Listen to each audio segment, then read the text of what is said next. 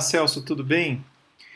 Eu queria tentar trabalhar aqui o texto com você através da tela aqui, eu acho que fica mais fácil. E o texto é muito rico, é um texto muito bonito e é importante entender aqui as nuances desse texto de Paulo. Bom, o texto tem a divisãozinha clara aqui, né, o prefácio e saudação. Eu creio que você viu isso muito bem. Paulo, Silvano e Timóteo, os três aqui. Silvano é o mesmo Silas, Paulo viajou com Silas, né? Você vai lembrar que eles estiveram na cidade de Filipos. Deixa eu ver aqui, era esse mesmo. Aqui na cidade de Filipos. Né? Paulo estava aqui primeiro na região de Troade, mais ou menos por aqui, quando ele recebe um chamado, né? Passa a Macedônia e ajuda-nos. E aí então eles vão viajar até, primeiramente, a cidade de Filipos, né? E Filipos é onde ele é preso juntamente com Silas. E com Silas e Timóteo eles vão depois para Tessalônica. Depois vão sair corridos de lá para Bereia, né? E de Bereia Paulo vai para Atenas. Fica lá em Tessalônica apenas Timóteo. Paulo vai para Atenas e depois de Atenas ele vai para Corinto, de onde ele vai escrever para os Tessalonicenses, né? Parece que primeiramente Timóteo vai até Tessalônica e traz informações a Paulo, e Paulo então escreve a primeira e posteriormente a segunda carta aos Tessalonicenses. Bom, voltando aqui, vamos ver o texto. Então, a igreja dos Tessalonicenses em Deus, nosso Pai, e do Senhor Jesus Cristo.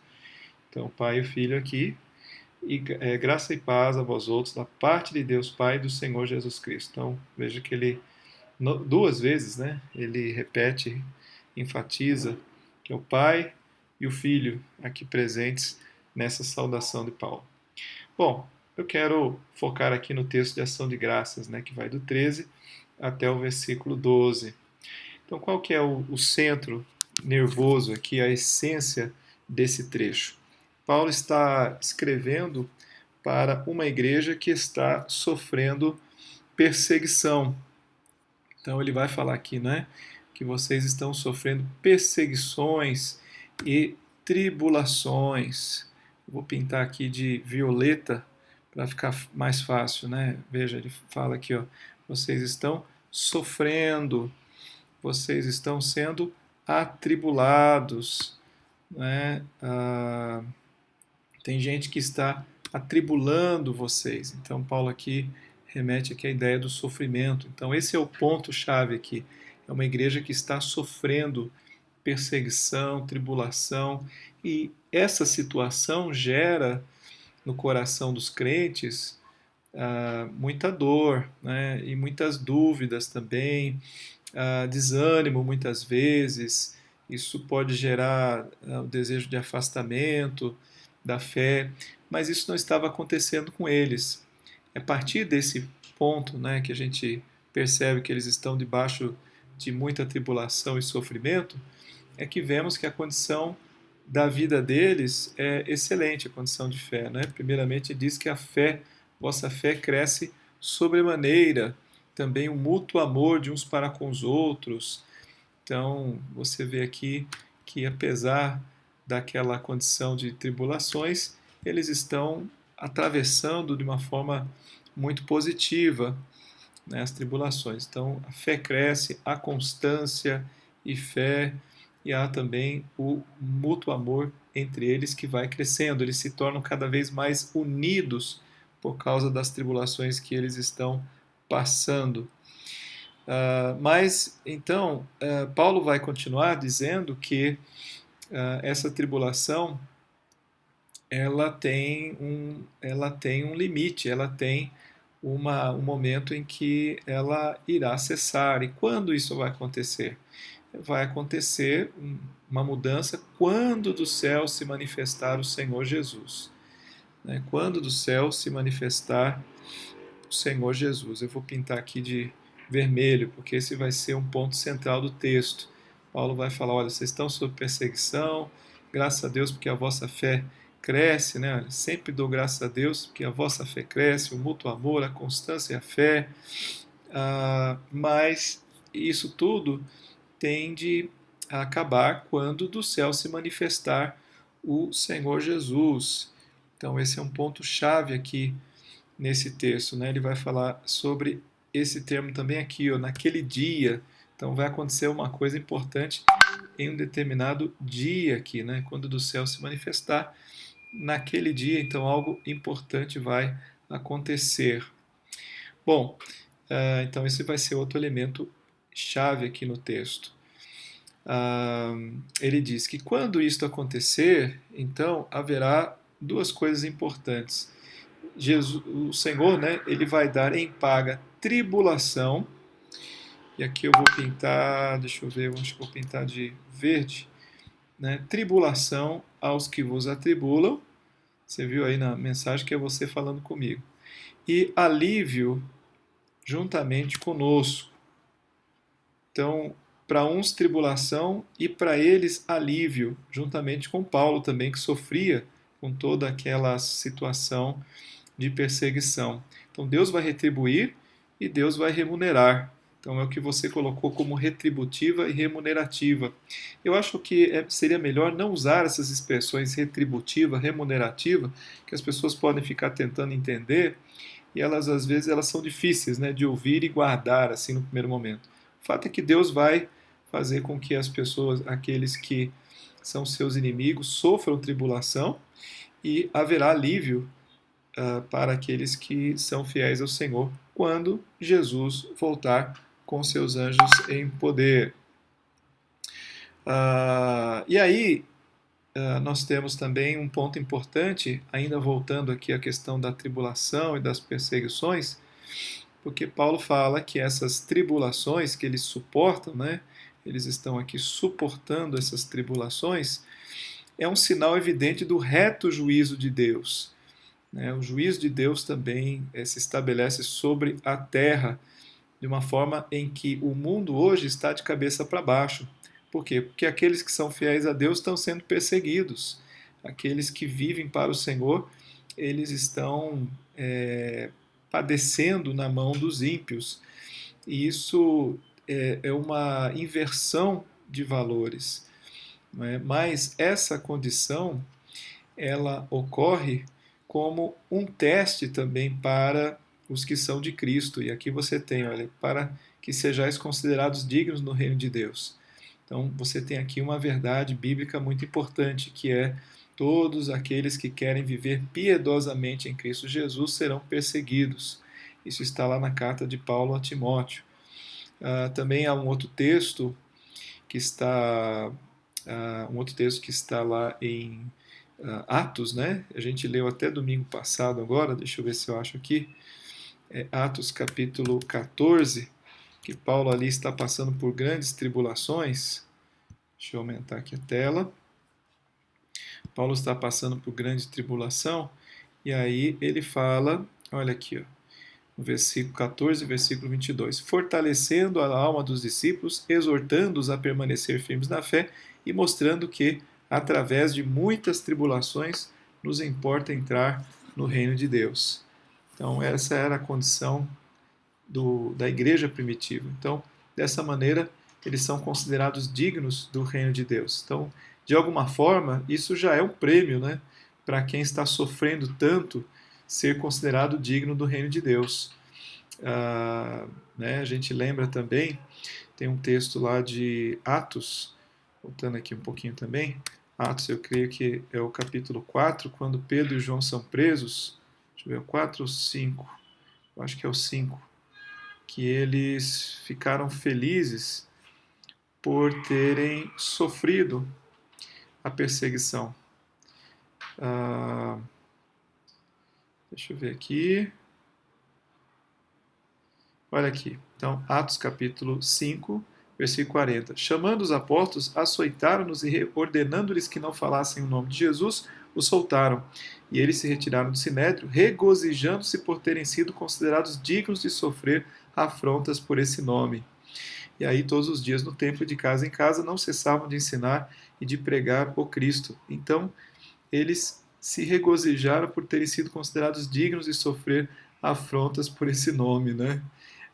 A gente vê uma outra situação talvez semelhante a esta, lá em Atos, no capítulo, eu creio que no capítulo 16, quando Paulo e Silas são presos e açoitados, né? 16, 25. Por volta da meia-noite, Paulo e Silas oravam e cantavam louvores a Deus, né? Então eles estavam ali louvando, glorificando a Deus. Essa mesma ideia, né, de que estavam servindo ao Senhor, apesar de e por isso, né, estavam ali presos também naquele momento. Então, voltando ao nosso texto, deixa eu ver aqui, opa, onde é que eu tô? Desculpa, tô perdido aqui. Eu acho que é aqui mesmo, né? Então, estamos aqui em 2 Tessalonicenses. Então, então ele estava aqui, né? Quando para que sejais dignos, considerados dignos do reino de Deus, né? Através do sofrimento. Muito bem. Então, aqui Paulo vai falar então que quando do céu se manifestar o Senhor Jesus, naquele dia, né? Que dia será? A gente lembra lá que Jesus fala no próprio livro de Atos, que aquele dia ninguém sabe, né, que dia vai ser esse. Então, desde que a igreja primitiva começou a sua história, ela sabe que Jesus virá, mas não sabe quando será. Né? Cadê o texto? Então diz aqui, né, em Atos capítulo 1, versículo 6, então os que estavam reunidos lhe perguntaram, Senhor, será este o tempo que restaures o reino de Israel? Respondeu-lhe Jesus, não vos compete conhecer tempos ou épocas que o Pai reservou pela sua exclusiva autoridade, mas recebereis poder ao descer sobre vós o meu Espírito. Né? Então, aquele dia a gente não sabe, o que a gente sabe é isso aqui, ó. Atos 1, versículo 11. Esse Jesus que dentre vós foi assunto ao céu, virá do modo como viste subir. Então, a partir daqui, a igreja aguarda esse retorno, né, a qualquer momento. Bom, voltando. Então, naquele dia, quando o céu se manifestar o Senhor, haverá alívio para uns e haverá penalidade para outros. Então, né, vamos ver aqui de que maneira Jesus virá. Ele virá com os anjos, então já fala aqui, né, que ele vem acompanhado do exército dele. Quando a palavra de Deus fala o Senhor dos exércitos, esta expressão Senhor dos exércitos representa as hostes celestiais, não quer dizer um exército, mas a palavra exército assim armado, né, em guerra, tanques de guerra, mas significa as hostes do Senhor que virão com ele. Em chama de fogo, né, o que retrata essa nova condição. Ele não virá mais como um cordeiro para ser morto numa cruz, ele não virá mais para ser humilhado pelos homens, agora é no estado de exaltação, ele virá em chama de fogo. Então há muitas expressões para configurar como será essa vinda, mas a ideia aqui de chama de fogo é que ele vem para destruir mesmo aquilo que ele quer destruir, tomando vingança contra os que não conhecem a Deus e contra os que não obedecem ao Evangelho do Senhor Jesus Cristo. Então, ele é a vingança, ou seja, a gente deve aguardar que ele faça justiça. Essa vingança é a vingança do Senhor, que é a sua justiça, não é a nossa vingança, né? Deus proíbe que façamos vingança, mas devemos esperar no Senhor. Há muitos textos nesse sentido, né? Que a vingança ela vem de Deus. Eu creio que nós temos, por exemplo, lá em Romanos capítulo 12, uma passagem que fala acerca disso. Não vos, olha aqui, ó. Versículo 19: Não vos vingueis a vós mesmos, amados, mas dai lugar à ira, porque está escrito: A mim me pertence a vingança, eu é que retribuirei, diz o Senhor. Então haverá o dia em que ele voltará e tomará vingança dessa tribulação, né, dessas aflições. E essa vingança vai ser contra quem? Olha que interessante. Primeiro, é contra os que não conhecem a Deus. Então, veja que os que não conhecem a Deus, eles já estão debaixo da ira de Deus. E, portanto, naquele dia sofrerão o castigo eterno por não conhecerem a Deus. A gente vê aí o papel da igreja, que é levar o evangelho até os confins da terra, para que as pessoas conheçam a Deus e possam reconhecê-lo e se prostrar diante dele. Mas o fato de não conhecer a Deus leva o homem efetivamente à destruição. Ah, mas e aqueles povos que não conheceram a Deus porque o evangelho não chegou lá? Então essas pessoas é porque não foram destinadas à salvação e por isso não conheceram a Deus. E há também os que conheceram a Deus e mas que não obedecem ao evangelho de nosso Senhor Jesus Cristo. A gente pode dizer aí que os demônios, por exemplo, conhecem a Deus, mas não obedecem ao evangelho de nosso Senhor Jesus Cristo. Então, esses já estão sob a ira de Deus. A gente pode lembrar aqui também de um versículo que está lá em João capítulo 3 e que diz o seguinte: quem nele crê não é julgado, 3,18, né? Quem nele crê não é julgado, quem não crê já está julgado, porquanto não crê no nome do unigênito Filho de Deus. Então, o julgamento é esse, que a luz veio ao mundo e os homens amaram mais as trevas do que a luz, porque as suas obras eram más. Então, o que a gente percebe aqui é que já há essa indisposição contra Jesus. E esses que estão indispostos contra Jesus, eles já estão julgados. Né? Olha lá, o que não crê já está julgado porque não crê no nome do Filho unigênito de Deus. Esses que não creem, efetivamente, são aqueles que não obedecem a Cristo. Né?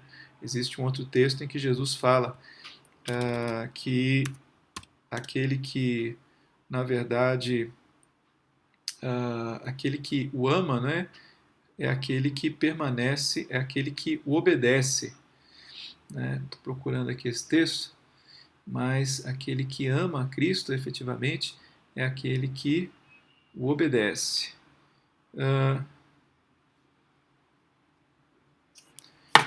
Só um instante aqui. Vou ver aqui. Obedece. Não.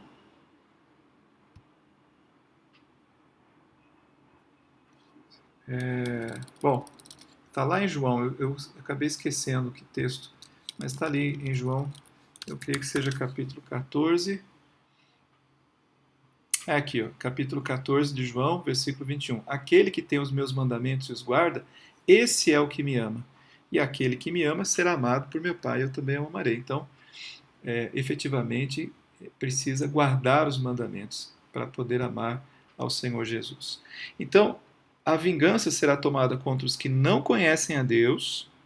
Esse não conhecer, ele leva o homem à destruição, e os que não obedecem ao Evangelho do Senhor Jesus. E aí qual é a consequência? A consequência a penalidade é eterna destruição, em primeiro lugar, botar em azulzinho aqui, eterna destruição, que significa que ela não termina. Aqui nós estamos mostrando que não há aniquilação da alma, né? Ela continua existindo e sendo destruída eternamente. Isso é uma condição extrema da qual a gente não tem nem condição de entender a gravidade disso. Mas é uma destruição, é uma dor infligida aqui. O segundo é banidos da face. Botei em amarelo aqui, botar em azul vai ficar meio verde.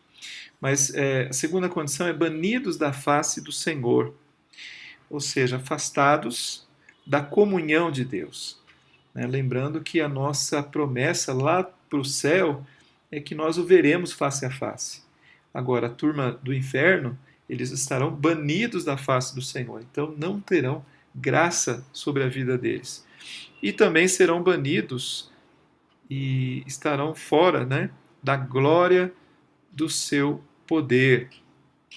Então eles não vão experimentar dessa glória do poder de Deus. A glória é a beleza do poder de Deus, né? Quando a gente fala em glória, é a manifestação daquilo que é belo, é grandioso. Então isso eles não vão experimentar, eles vão experimentar o poder, mas no sentido destrutivo, da eterna destruição. Então essas três condições ocorrerão quando? Quando vier, né? Quando vier, novamente uma outra um outro termo que diz respeito ao tempo, né? Você viu aqui em cima, quando do céu se manifestar, quando vier, então a ideia de retorno do Senhor Jesus Cristo para ser glorificado nos seus santos. Isso é muito importante, olha. Nós, os santos, que somos os separados, nós seremos glorificados, né? Aliás, Cristo vai ser glorificado em nós, na nossa vida, quando isso acontecer. A salvação glorifica ao Senhor Jesus Cristo. Então, quando ele vier e consolidar essa salvação, o nome dele será glorificado em nós. E, inversamente, né, ser admirado em todos os que creram, né, ser admirado. Então, inversamente não, né, também na mesma condição, ser glorificado e ser admirado. Então, a admiração será do mundo inteiro. Né? O apóstolo Paulo nos diz lá em Filipenses, capítulo 2, quando ele fala do exemplo da humilhação de Cristo, no final ele diz: para que ao nome de Jesus se dobre todo o joelho, nos céus, na terra e debaixo da terra, e toda língua confesse que Jesus Cristo é o Senhor, para a glória de Deus Pai. Jesus também, lá em Mateus capítulo 25, ele fala que quando vier o Filho do Homem, na sua majestade, todos os anjos com ele, veja, mesma ideia, né, de Paulo, quando Paulo fala ali que os anjos, né, junto com ele, em chama de fogo. Então, Jesus já dizia isso aqui em Mateus capítulo 25, versículo 31. E aqui no final ele fala, né, irão esses para o castigo eterno, a destruição eterna, que é a mesma ideia, porém os justos para a vida eterna. Então é interessante dar uma passada aqui em Mateus capítulo 25. Deixa eu voltar um pouquinho aqui, é o 24 que eu queria.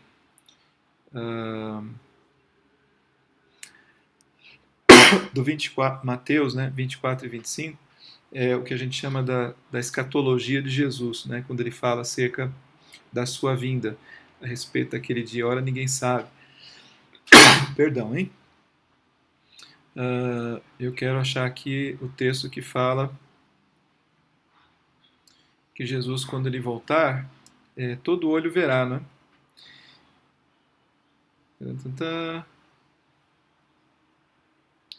Aqui.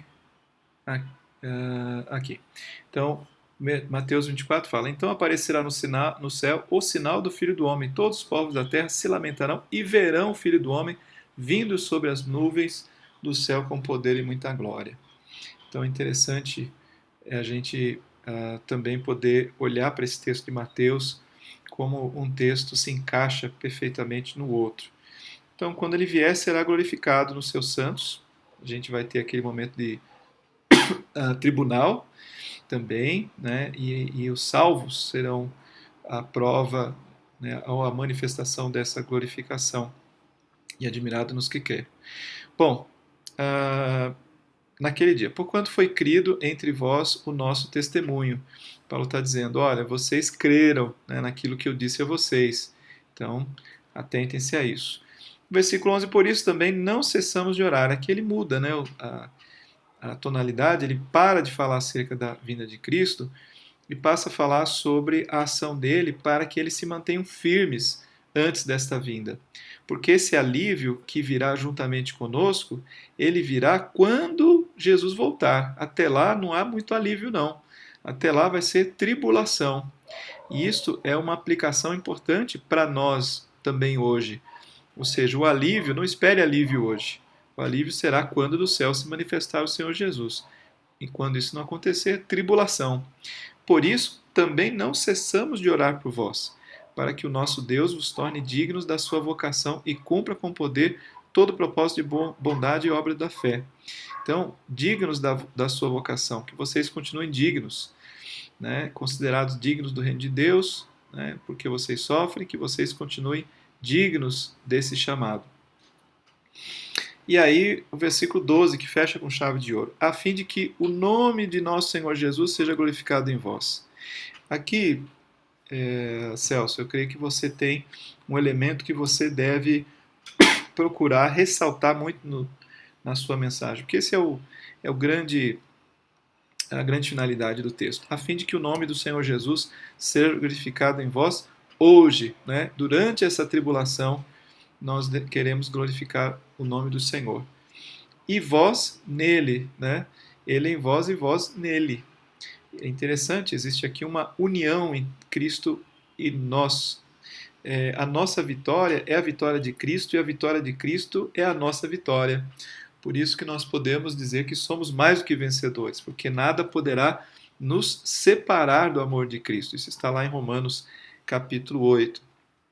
Então, a nossa vida é para que o nome do Senhor seja glorificado e nós nele, segundo a graça do nosso Deus. Tudo é pela graça, nada é pela nossa força, obra, e do Senhor Jesus, né? Graça do nosso Deus e do Senhor Jesus. Então, o jeito que ele começou citando aqui Pai, Pai e Filho, e ele termina essa parte citando o Pai e o Filho. Então, é um texto extremamente rico e o foco dele é a tribulação que eles estavam passando, que apesar disso eles se mantiveram, né, fiéis, amorosos. Paulo diz, mas isso tem um fim. Quando do céu vier Jesus, quando ele vier naquele dia, então as perseguições acabarão, porque ele vai dar paga dessa tribulação, ele vai vingá-los, né, tomando vingança, e vocês terão alívio. Então ele não fala muito sobre os aspectos do céu, mas ele ressalta muito as questões que vão acontecer com os perseguidores da igreja. Eterna destruição, banidos da face do Senhor e da glória do seu poder. Então, enquanto isso, mantenham-se firmes. Eu oro para que vocês se mantenham firmes, dignos da sua vocação e cumpram com todo o poder, todo o propósito e bondade do Senhor. Para quê? Porque o propósito maior é que o nome do Senhor Jesus seja glorificado em vós. Ok? Então, essa é a ideia central do texto, é um texto muito rico. Eu espero ter ajudado. Um abraço.